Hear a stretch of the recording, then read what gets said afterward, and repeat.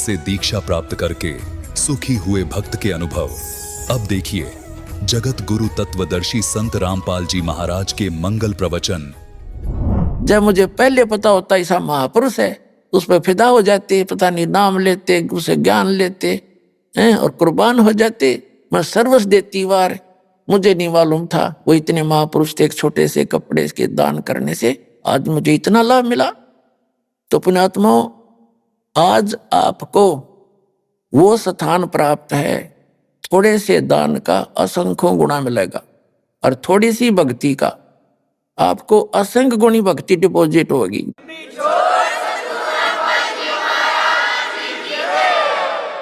जैसे आपको जो प्रथम मंत्र दिया जाता है, इनकी बहुत कीमत है।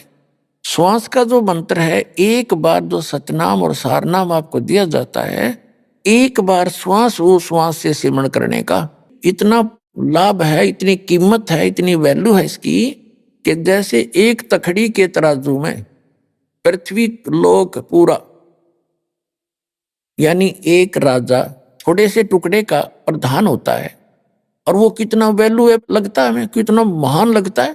कहते पूरी पृथ्वी का राज एक पलड़े में, और पाताल लोक का स्वर्ग लोक का जो कीमत एक तराजू के पलड़े में, और एक तरफ सतनाम की एक कीमत।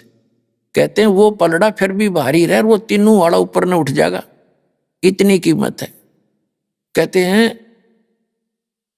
सतनाम पालड़ा रंगोरी हो, 14 लोग चढ़ावे। 3 लोग तो पासंग बताए हैं, ये तो वैसे रख देते हैं पासंग, और 14 लोग चढ़ावे। ओए होए, जैसे ये 3 लोकों से अन्य और 14 लोक हैं। विष्णु जी का लोक, शिव जी का लोक, ब्रह्मा जी का लोक, दुर्गा का लोक, और ऊपर के जो ब्रह्मलोक के अंदर कई पोर्शन है, ये सारे लोक मिला के धर्मराज का लोक, ब्रह्म का लोक जो 3-4 पोर्शन उसके अंदर है, ये सारे एक तरफ चढ़ा दे एक पालड़े में। और ये 3 लोक, पृथ्वी लोक, स्वर्ग लोक और पाताल लोक, इन तीनों लोकों में प्राणी हैं जिनके प्रधान हैं ब्रह्मा विष्णु महेश। इन 3 लोकों पर इनकी प्रभुता है। आगे ऊपर ब्रह्मलोक एक अलग से संसार बसा हुआ है, वहां पर ये काल कंट्रोल करता है।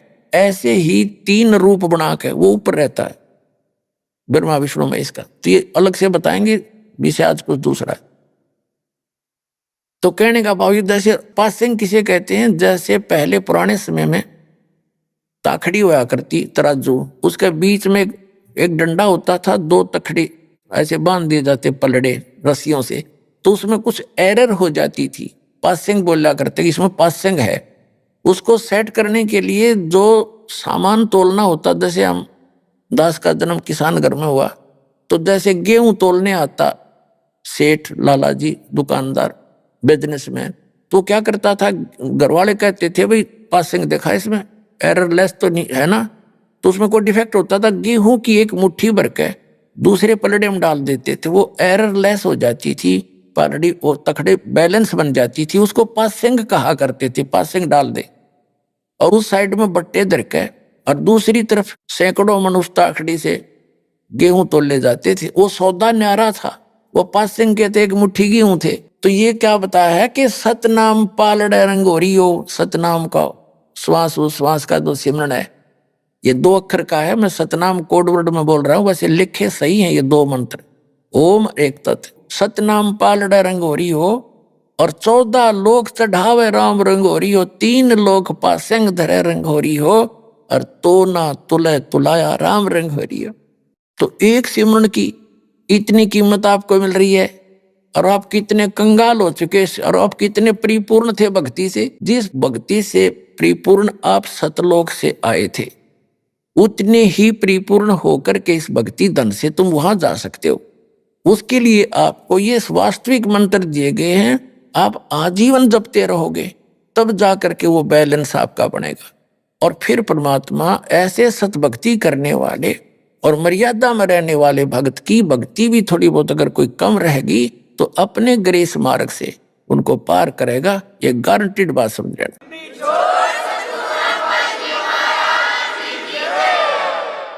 तो कहने का भाव ये है कि जैसे वो समय था, द्रौपदी पछताई पाछे थे कि मुझे पहले ज्ञान होता तो मैं ना जाने क्या दान कर देती। भाई बाप, जो कुछ भी करोगे उसका असंख्य गुण आपको प्राप्त होगा।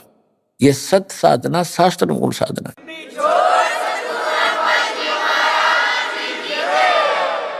अब जैसे कहते हैं, ये कबीर परमात्मा का दिए हुए ज्ञान में एक प्रमाण है कि ऐसी भरी सभा में और 4 जिम्मेवार आदमी थे। एक तो विदुर, विदुर ने अपना सही रोल किया उस पंचायत में, और ये 3 कर्महीन मलिन आत्मा, बताओ, भीष्म पितामह और ब्रह्मचारी कहावे, द्रोणाचार्य गुरु कहावे, कर्ण और योद्धा कहावे, और वहां लड़की को नंगा किया जा रहा और वह बैठे वहां पर। जब वो कुछ भी ना करण के थे, उन्होंने उठ जाना चाहिए था। निकम्मों ने सभा त्याग के, तो वह देखना क्या चाहते थे, उनके अंदर दोष था। फिर वो नंगापन देखने के लिए बैठे थे नीच आत्मा। तो और ना कुछ कहा उन्होंने, ना नो भी नहीं कह सके तुम गलत कर रहे हो। तो कहते हैं भीष्म पितामह और द्रोणाचार्य महाभारत के समय कैसी दुर्गति से मरे ये तीनों के तीनों। तो क्या कहते हैं कि द्रौपदी चीर हरण में उन्होंने कहीं न आडी तिथि, अर्थात महाभारत में उनके लिए ऐसी बीती। भीष्म पितामह बाणों से छान दिया गया और पड़ा पड़ा कर रहा, रो रहा है, पता नहीं कितने दिन में जाकर उसके प्राण निकले। ऐसे द्रोणाचार्य की मृत्यु हुई, ऐसे कर्ण को बाणों से छान दिया गया था। तो पुण्यात्माओं कहा कि उन्होंने द्रौपदी चीर हरण में कहीं न आडी थी, उन्होंने कुछ भी नहीं बोले, तात महाभारत में उनके साथ ऐसी बीती। तो पुण्यात्माओं, हमने एक नेक इंसान भी बनना है, अपने जो सामाजिक व्यवहार के अंदर भी हमने खरा होना है, अपने कर्म बिगड़न नहीं देने। ठीक है, कहीं जाना पड़े, कुछ 10 आदमी इकट्ठे हों तो सच्ची बात कहे, मानने तो ठीक से ना उठ के चला जा, अपने कर्म धर्म बिगाड़ियो ना। कहते तुमने उस दरगाह का मैल नहीं देखा, धर्मराज के तिल तिल का लेखा। आपकी सोच का भी अकाउंट होगा। तो पुण्यात्माओं, आज का जो प्रसंग था, पावेगा अपना किया रे, मन भोगेगा अपना किया रे। तो हम अच्छे काम कराएंगे, सद्भक्ति करेंगे, बुराइयों से बच के रहेंगे तो हम अच्छा ही प्राप्त करेंगे, आपका कल्याण होगा। भक्ति करते।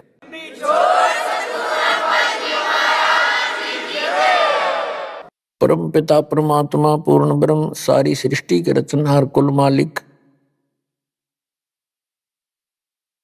कबीर देव, कबीर परमेश्वर, अल्लाहु अकबर, परम अक्षर ब्रह्म,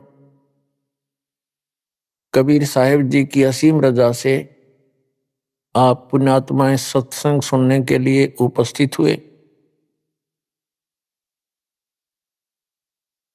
सत्संग में आने से प्राणी को ज्ञान होता है कि मानव शरीर आपको किस लिए प्राप्त हुआ।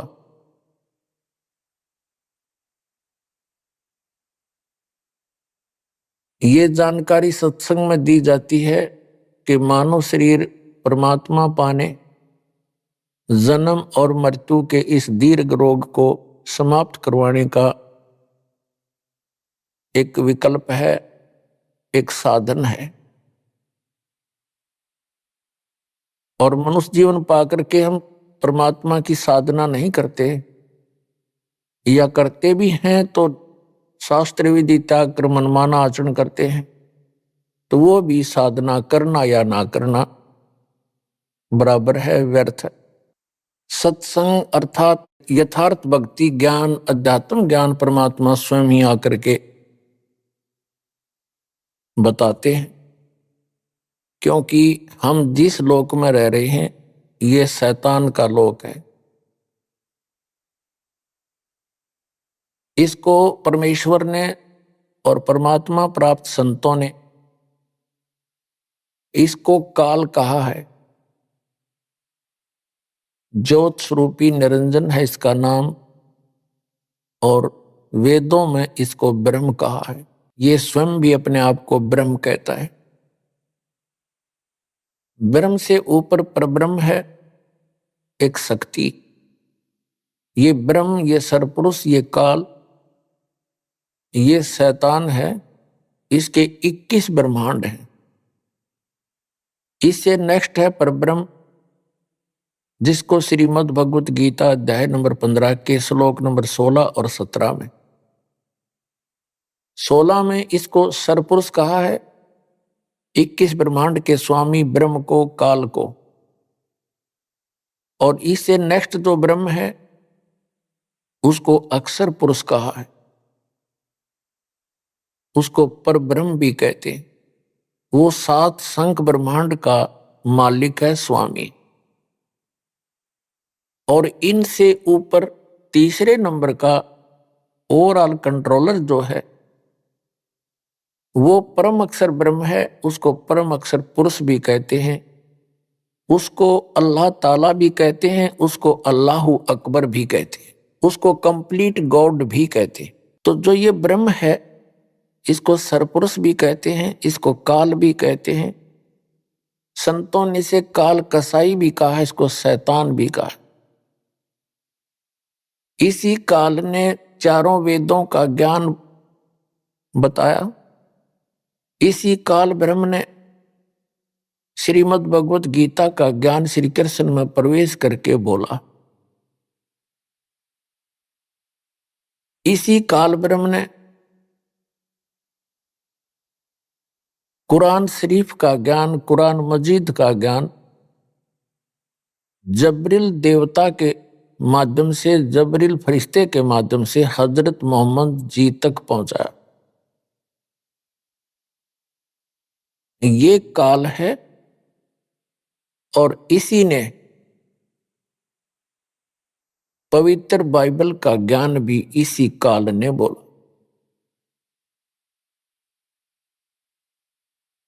अपने आत्माओं, ये काल जो है एक ऐसा शैतान है, ऐसा एलिमेंट है, ये नहीं चाहता कि ये जीव सुखी रहें, ये नहीं चाहता कि इनको अल्लाह ताला की अर्थात परम अक्षर ब्रह्म की जानकारी हो जाए। ये अपने सतर का ज्ञान देता है, फिर अंत में ऑप्शन छोड़ देता है कि उस अल्लाहु अकबर की अर्थात उस परम अक्षर ब्रह्म की जानकारी किसी बाखबर से पूछो, अर्थात तत्वदर्शी संत से जानो। श्रीमद् भगवत गीता अध्याय नंबर 4 के श्लोक नंबर 34 में गीता ज्ञानदाता कहता है कि जो ज्ञान गीता अध्याय नंबर 4 के श्लोक नंबर 32 और 34 का ये मिला जुला सारांश है कि पूर्ण परमात्मा स्वयं आकर के अपने मुख कमल से यथार्थ भक्ति ज्ञान सुनाता है, अच्छी आत्माओं को मिलता है। और वो ज्ञान तत्व ज्ञान होता है। चौथे अध्याय के 34वें श्लोक में कहा है कि अर्जुन, उस तत्व ज्ञान को जो परमेश्वर सच्चिदानंद घन ब्रह्म अपने मुख कमल से आकर बताता है, उस तत्व ज्ञान को तू तत्वदर्शी संतों के पास जाकर समझ, उनको दंडवत प्रणाम करने से, कपट छोड़कर प्रसन्न करने से, नम्रता पूर्वक प्रसन्न करने से वह तत्वदर्शी संत तुझे तत्व ज्ञान का उपदेश करेंगे।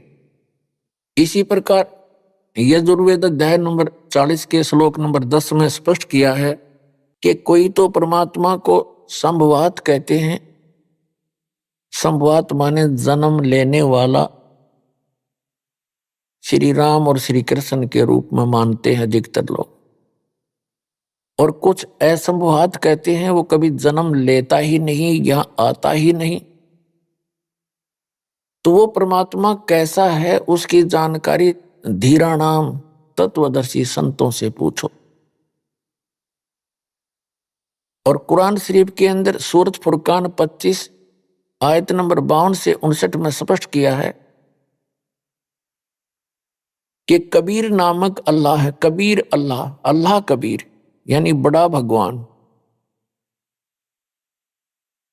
उसकी जानकारी किसी बाखबर से पूछो और वो वही है जिसने 6 दिन में सृष्टि रची और 7वें दिन तख्त पर जा बैठे। इससे सिद्ध होगा कि तीनों होली बुक्स में, तीनों पवित्र सदग्रंथों में, पवित्र कुरान शरीफ, पवित्र श्रीमद् भगवद गीता, पवित्र वेद, इनमें वो तत्व ज्ञान नहीं है। यदि वो तत्व ज्ञान होता तो ये शब्द इन सदग्रंथों में नहीं होते कि वो ज्ञान जो वास्तविक ज्ञान है, तत्व ज्ञान है, वो पूर्ण परमात्मा है, उसकी जानकारी किसी बाखबर से पूछो।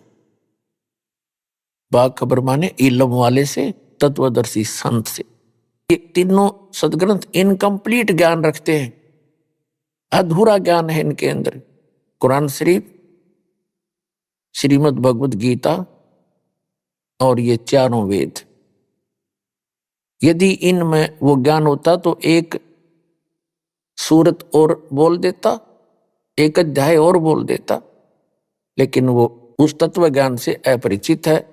इन तीनों ग्रंथों का ज्ञानदाता ये सरपुरुष है, ये ब्रह्म है, ये अल्लाह ताला नहीं है, ये कंप्लीट गॉड नहीं है। वो तो कंप्लीट गॉड की तो जानकारी किसी और से जानने के लिए कह रहा है, वो है अल्लाह ताला, वो है समर्थ परमात्मा। तो पुण्यात्माओं, उस अल्लाह ताला ने स्वयं आकर ही यथार्थ ज्ञान दिया है, वो समर्थ परमात्मा है, वो पूर्ण परमात्मा है। तो पुण्यात्माओं, हम जिस लोक में रह रहे हैं ये लोक ठीक नहीं है, ये इस काल भगवान का लोक है। ये नहीं चाहता कि यहाँ के प्राणियों को उस पूर्ण परमात्मा की जानकारी हो, इसलिए ऑप्शन छोड़ देता है कि उसकी जानकारी किसी बाखबर से, तत्वदर्शी संत से पूछो, और अपने सतर का ज्ञान इन सदग्रंथों के अंदर से वो बता करके अपने संत भेज के इस ज्ञान का ढोल पिटवा देता है, जगह जगह उसको प्रवेश करवा देता है। जन जन अपने उन सदग्रंथों से जो काल ब्रह्म के दिए हुए हैं उन्हीं को पूर्ण ग्रंथ मानकर उन्हीं के आधार से ज्ञान ग्रहण करके निश्चिंत हो जाते हैं। और परमात्मा, वो पूर्ण ब्रह्म, परम अक्षर ब्रह्म परमात्मा कबीर, अल्लाह कबीर, अपनी प्यारी आत्माओं को यथार्थ ज्ञान बताने के लिए स्वयं ही आते हैं। और क्या कहते हैं वो आकर के चारों युग में मेरे संत पुकारे, कूक कहा हम हेल रे, हीरे माणिक मोती बरसे, ये जग चुगता ढेल रे। परमात्मा कहते हैं हम चारों युगों में आते हैं, अच्छी आत्माओं को मिलते हैं, उनको अपने ज्ञान से, अपने तत्व ज्ञान से और यथार्थ स्थान और अपने स्वरूप से परिचित कराते हैं। फिर वो मेरे से परिचित संत भी मेरी महिमा का गुणगान करते हैं, यथार्थ भक्ति ज्ञान साधकों को बताते हैं। लेकिन उससे पहले ये काल भगवान, ये ब्रह्म अपने अज्ञान को प्रत्येक मानव के अंदर पहले से ही ये भर देता है, आंट देता है।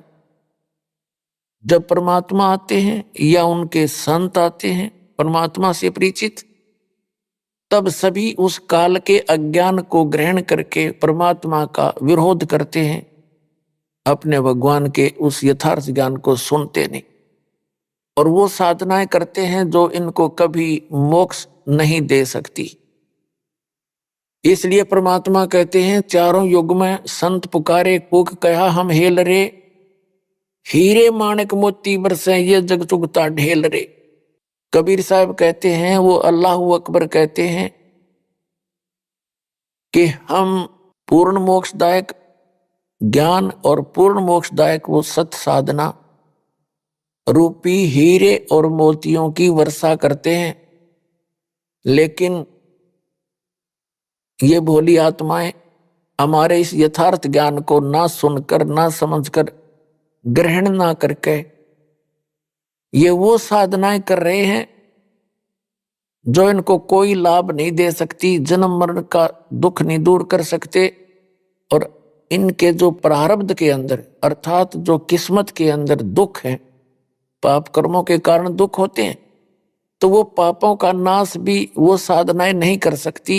अर्थात वो कंकर पत्थर इकट्ठे किए बैठे हैं जो शास्त्र अनुकूल साधना ना करके, समर्थ भगवान की भक्ति ना करके, अन्य उपासना जो करते हो, अन्य साधनाएं करते हो, वो तो कंकर पत्थर समझो, यानी डले इकट्ठे कर रखे।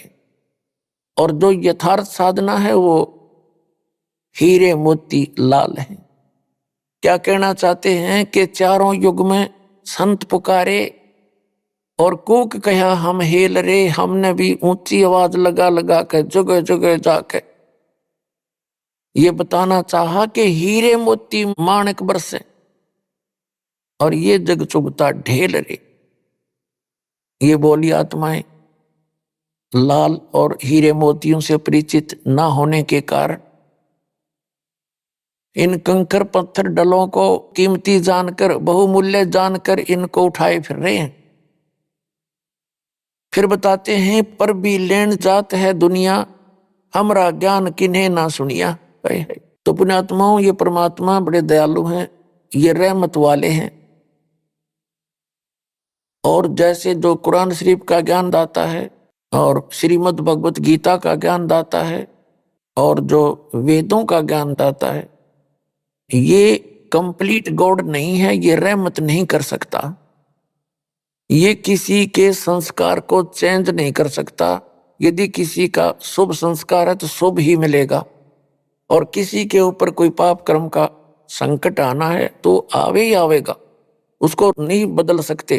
केवल एक कंप्लीट गॉड जो है अल्लाह ताला बोलते हैं, जिसको कादर भगवान बोलते हैं, समर्थ परमात्मा कहते हैं, उसको गीता में परम अक्षर ब्रह्म कहा है, पूर्ण पुरुष पूर्ण परमात्मा कहा है, और संत भाषा में उसको सत्य पुरुष कहते हैं, और कुरान शरीफ की भाषा में उसको अल्लाहु अकबर कहते हैं, अल्लाह ताला कहते हैं।